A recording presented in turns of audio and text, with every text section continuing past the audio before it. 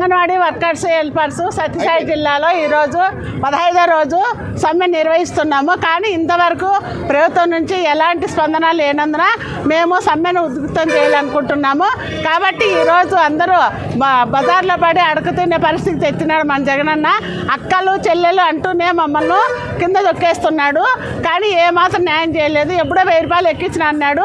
అది కూడా అక్కడ 13,500 ఉంటే మాకు 11,500 చేసినాడు. కానీ ఏదో 2-3 నెరవేర్చి యూట్యూబ్ నిండా అవే పెట్టుకుంటున్నాడు.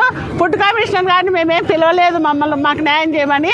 అతనే వచ్చి మీకు న్యాయం చేస్తానని చెప్పి మళ్ళీ సీఎం దగ్గర పోయి ఆడ కలిసి అతను మెప్పు కోసము అంగన్వాడీ సెంటర్లో ఉండే స్టాక్ అంతా స్కూల్కి ఒప్పచెప్పి నడిపించాలని ఏవేవో మాట్లాడుతున్నాడు. కానీ ఎవరు ఏం భయపెట్టినా, ఏ ఆఫీసర్ భయపెట్టినా కానీ, గవర్నమెంట్ ప్రభుత్వం భయపెట్టినా కానీ మేము భయపడే ప్రసక్తే లేదు.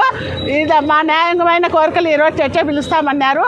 ఈ రోజు కింద మాకు అనుకూలంగా చెప్పకపోతే ఈ సమ్మెను ఎక్కువ చేస్తామని హెచ్చరిస్తున్నాం గవర్నమెంట్కు.